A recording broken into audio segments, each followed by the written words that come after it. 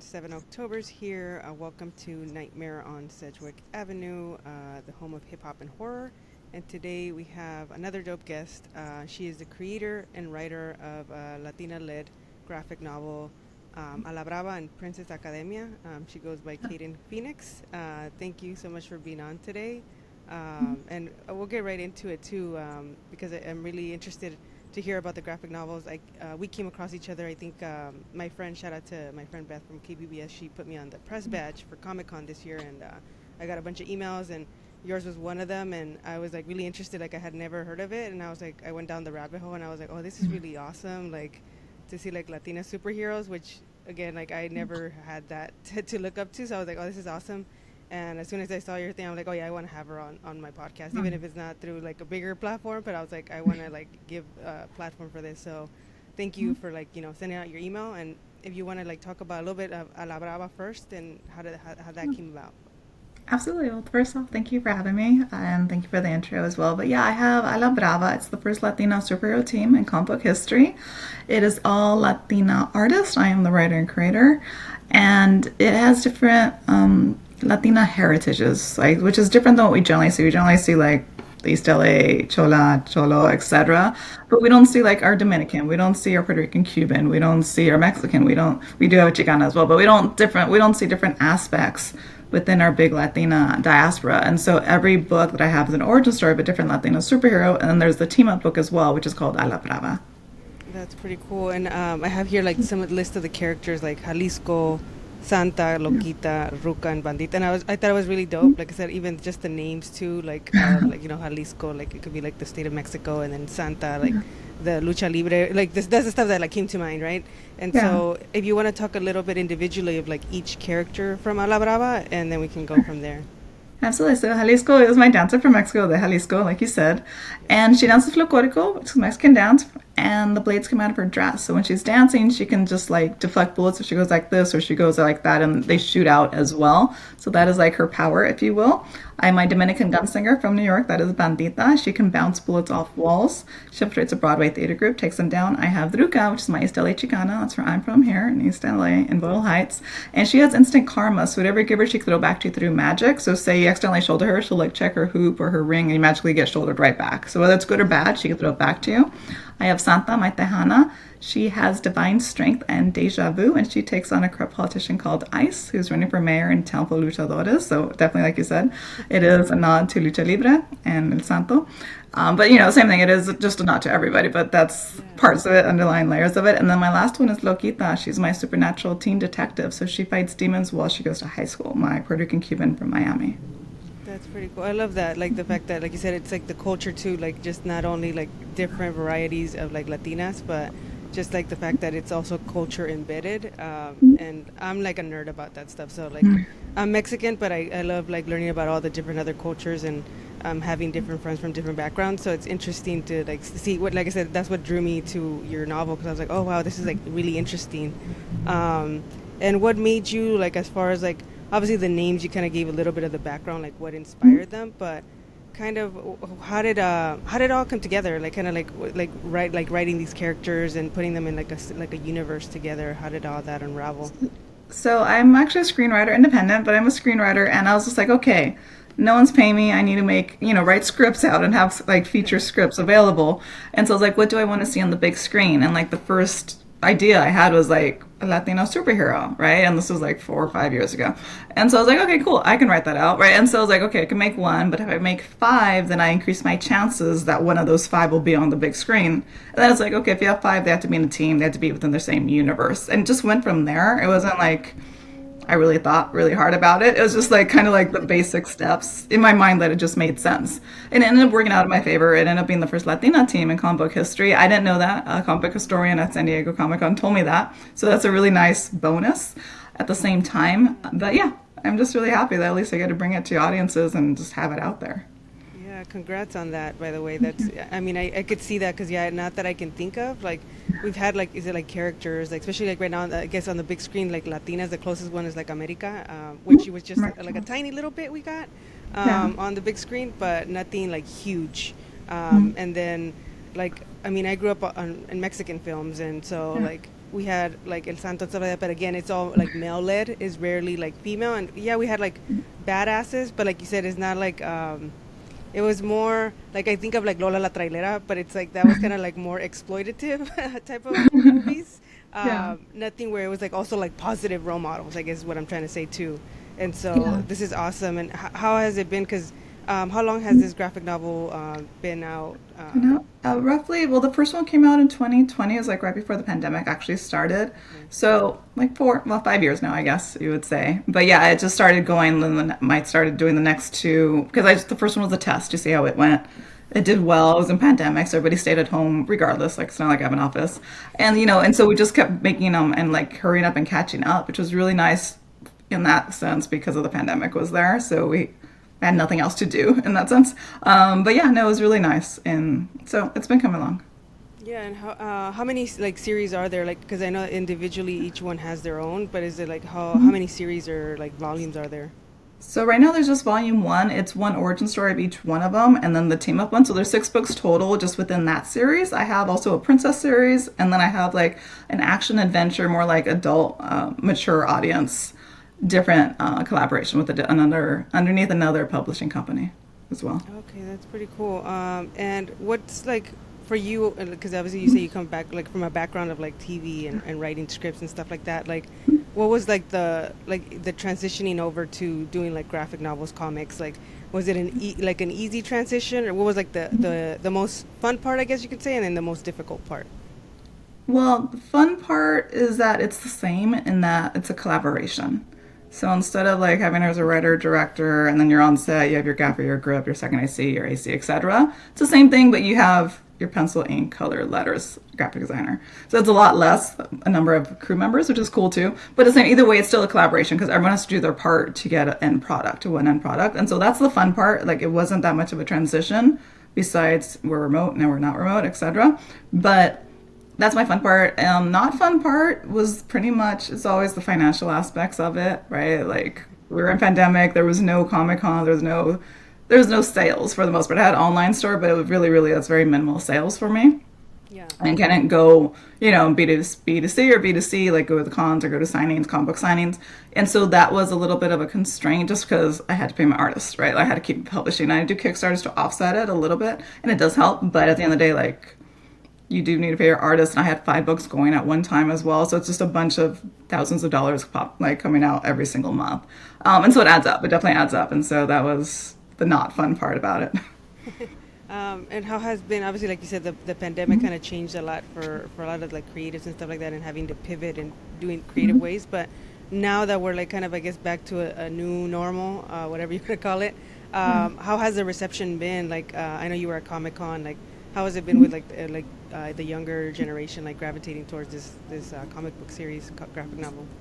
It's been actually really well. The older generation are really grateful, and I appreciate that. And they do appreciate it, and they say, "I wish I had it when I was younger." And that's just really nice to hear. I got that at the very beginning too, with just my one book when I had my one book out at my table. So like that's always just really nice and refreshing to hear that like you do have your support from your community and from other people as well, but mainly obviously your community. The younger generation, they love it. They always choose Loquita because she's my high school. She's my young one, so she's my high schooler. So they always go to her first, and that's totally fine.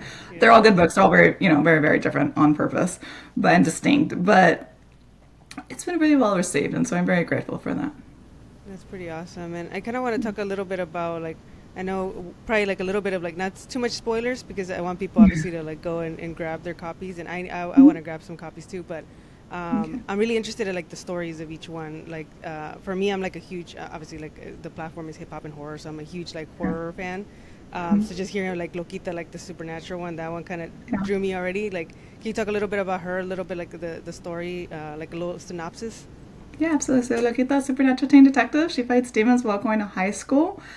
She has a black cat called Leche, and Leche is a big scaredy cat, just like she is too. And so it starts off where like she ends up getting her period. The parents are like taking her to the store, and they think she's acting weird, right? And they think it's because she got on her period, but in reality, she starts seeing demons and goblins and ghouls, and they don't know that, right? They think it's just because she's becoming a woman.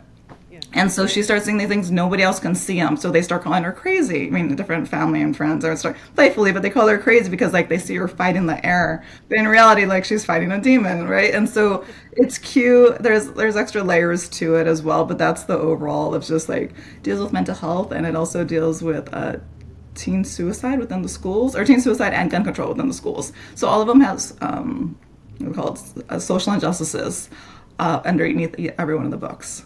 Yeah, that's what I know, and that was going to be my next one, like Santa, right? Where you say that Yeah. she has the enemy ICE, right, and Mhm. like immigration. Can you talk about that one as well a little bit? Yeah. So Santa, it's divine strength, deja vu. She takes on Ice, who's really Irene Chavez Estevez, but she symbolizes ice in Okay. itself. Takes place in Texas, border town of Texas. I made it up called Wexo. It's really El Paso. But Temple Luchadores, right? Because Texans like to fight each other. And so I was like, you guys can be luchadores, right? It makes sense in my mind. And so saying everything that's much more symbolic in that book. But this lady wants to run for mayor, and anyone that goes against her, she puts in a detention center, right? Because Texas has detention centers. And so it's so Santa's, of course, on the Domino side, which is the Democratic side. She starts, helping people sign up and all like the little basic stuff. She learns about her mom's military past at the same time. She realizes she has divine strength and deja vu. Our mentor, who's one of the veterans in that story, helps form her and helps give her like general rules and just different things to live by. And we have a cameo by Ruka, which is one of my superheroes, and she actually ends up in that town. So that's where Ruka actually gets her powers as well. We all of them are origin stories, so we see how they all get their powers, but they're both connected within the same magic form, or like curandera, brujeria, if you will. And so that's why Ruka ends up in Santa's story at that time. That's pretty awesome. And what about like Jalisco? That one's At least interesting too. Jalisco is my dancer with Mexico. Blades come out of her dress. She dances folklorico, and saying blades come out of her dress, so it's like her power. That one, her mom's got stolen at the very beginning. It's like a reverse taken. She goes through the cops, nobody cares. She goes through the town people, she goes through the bar, like just like trying to get help, and nobody will help her because everybody knows about the femicide except for her. And so she's like, fine, I'll go find my mom myself. So she tries and takes off, and she gets saved by an Adelita. And in this story, there's one last living Adelita, which is Adela. She's like the mentor of all the Adelitas. She has an organization, so they're all called Adelitas as well. Yes. And they're all the girls that she's saved. And so it's like not like an orphanage, but all the girls she saves, and it's just a safe place, a safe haven.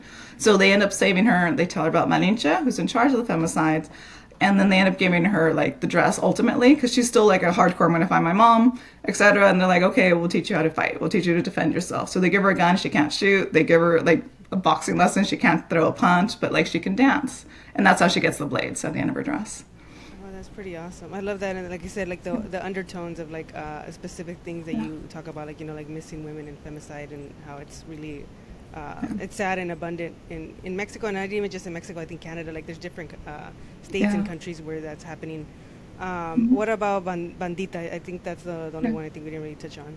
Yeah, Bandita is my Dominican gunslinger in New York. She can bounce bullets off walls, infiltrates Broadway theater group, takes them down. So hers deals with domestic violence. So she ends up infiltrating a Broadway theater group because they're abusing the lead girls, like the talent there. So she ends up infiltrating like as a custodian, and like learns that underworld, and ends up ultimately taking them down, of course. Oh wow, yeah, that's really interesting. I love that. And what because you said you have a background of like writing scripts and stuff like that. What stuff have you done, and like what kind of genres, like, because I see like there's a mixture of like fantasy, action, horror. Like where's your like love for like TV and scripts? Where did that come from? I don't know. I can write anything. I like to say, except for comedy because I'm not really funny, but I can write anything else, and that's totally fine. But no, I grew up going to the movies every weekend with my grandparents. Like it literally didn't matter what was out. We were just there watching two movies at a time, right? Like every single weekend my whole childhood. And so I, of course, like action and thrillers more so than anything else.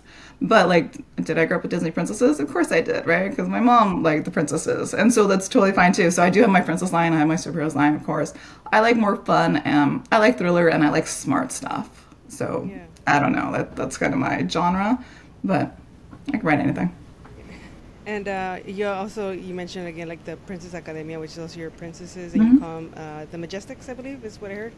Yeah. Can you tell us a little bit about that one as well?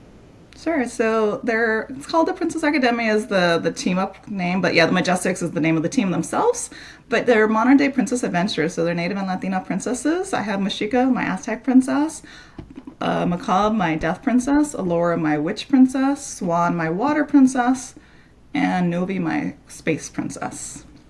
And they all go on adventures. Like there's no prince to save them, which is why I call them modern day. Like there's no prince where they get in trouble and they fall in love with a prince and go off. It's literally they go on an adventure and they have a nice little adventure with their little pet, whatever their animal is. And that's it, right? Like they should learn, girls, little girls, and everybody should learn, go have a fun adventure. You'll be fine with your friend, and you'll be fine at the end. That's pretty awesome. I love that.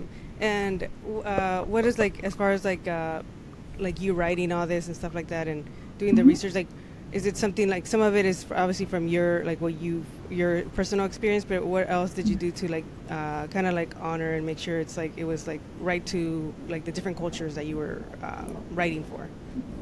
So I like to think that everyone is just a person more than anything else, right? Our themes are universal. So like if you look at any Latino show or anything, like all they do is just show like the pan dulce and the carne asada and the chile and everything. And it's just like that's fine and dandy, but I already know what food we eat. I already know we're watching a Latino family, or like cookout or whatever. Like I don't need to see it every single time. And so I don't push that. They just happen like these are superheroes, they just happen to be Latina. These are princesses, they just happen to be whatever, right? And Yeah. because like you think of it like what is Batman's ethnicity? Nobody cares. What's Aurora from Sleeping Beauty's ethnicity? Nobody cares. Yeah. Like they don't. She's actually Italian. But like I looked it up. I didn't know that growing up because it does not matter. It's irrelevant. And so in some regard it's the same thing. These are people that have stories, they have themes. They're slightly different colors. They're all different colors, skin colors, of course, slightly on the darker side as much as I can. And then that's it. And so in that way, normalization, right? That's the whole normalizing. Yeah. Now, some of the verbiage in regards to like banditos, my Dominicans, so they say mom differently than we do, and that's totally fine. I had to research that because I'm not Dominican. I wouldn't know that.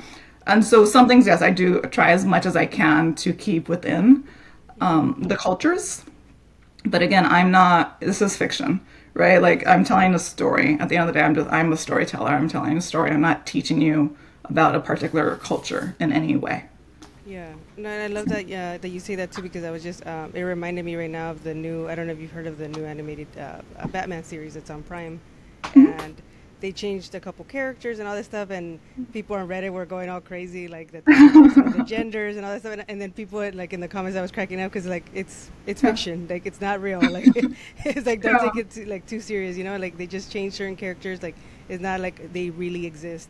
And so I love that you Yeah. just said that because I can see that like, and I love that because again it's like a human experience.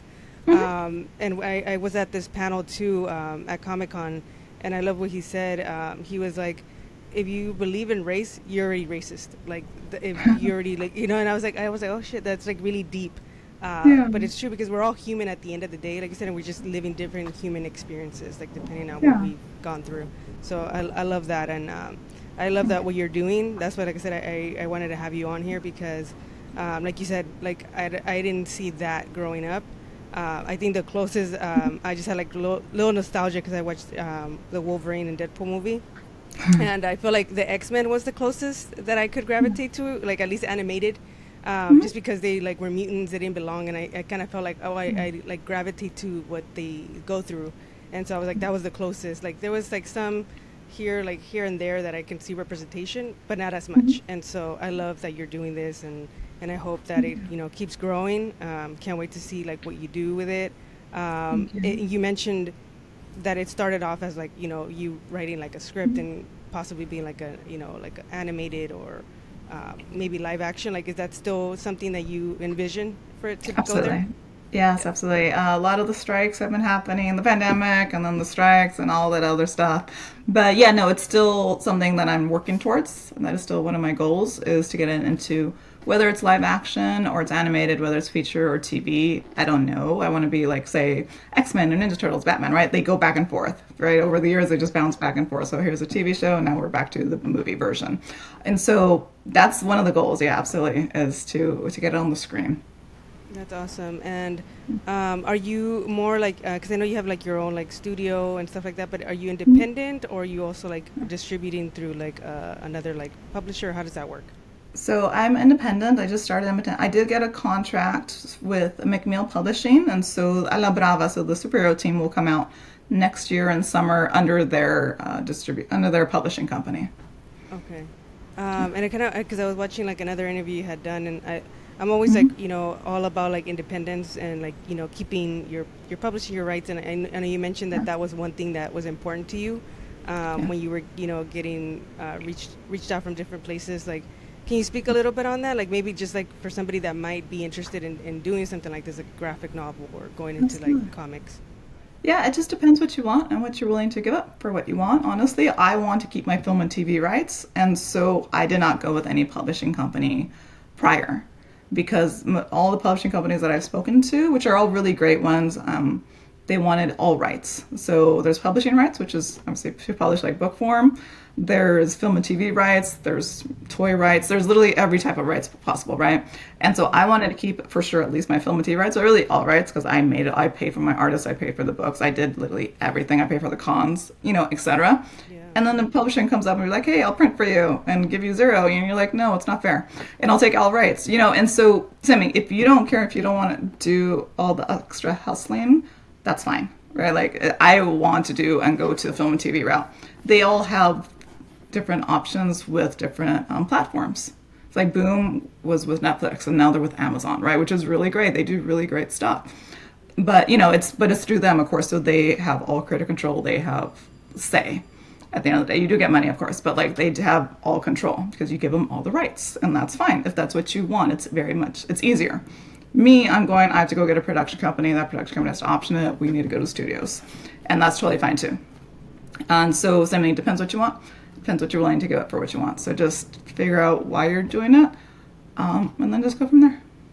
Yeah, that's awesome. And I was gonna say too, as far as like I said, like the whole supernatural and stuff like that, and like curandera stuff. Like I really love that stuff. Like, is that something like you kind of grew up with, or what kind of like inspired that part, like of some of the stories? So I'm into naturalism. My grandma's more into naturalism, like aloe vera. Like we all know about aloe vera because we're Yeah, Latinos. But like that my grandma lives by it and so I do too, and that's totally fine. It's not an extreme of any sense, but yeah, you can very much always be healed by the earth.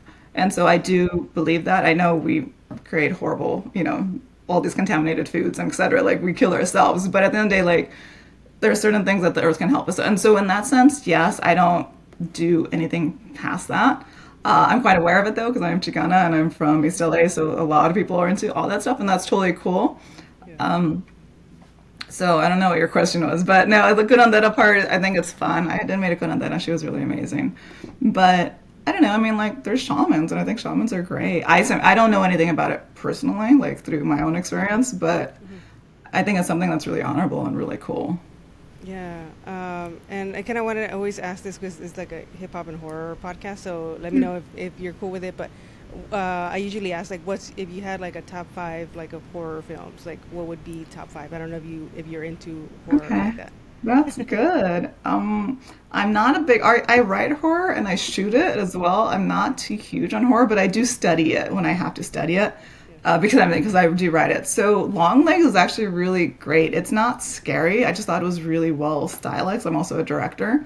I appreciate the style. I like art house horror more than I like slasher horror, honestly. Hmm. Yeah. Like Scream still holds up for till this day, right? Even though it's just a slasher, it was just great for something I was whenever how old I was back then. But like it does hold up. Top five probably won't be able to tell you. I probably can't name five, but but I do like Long Legs. I like Scream. I do like my horror ones aren't horror. Like in my mind, Let the Right One In is under like What's that horror, called? but it's not a horror. Yeah. Martyrs, that's definitely horror. But like it's just because the end was so cool. Like because I study it as a visual medium because I'm a writer and director. So it's just like look at the shots, look at these colors, look at all this stuff. I look at it slightly differently, but like that was a really cool one. And then honestly, all the Japanese stuff they do so like Suicide Club, right? I think that's what it's called. Like that was a really I think I don't know if that was what it's called, but it's a really cool one as well. But Japanese horror, I think, is way more advanced than our stuff. Yeah, yeah, Japanese and like even Korean horror. I've been getting into that one like because of Netflix. Yeah.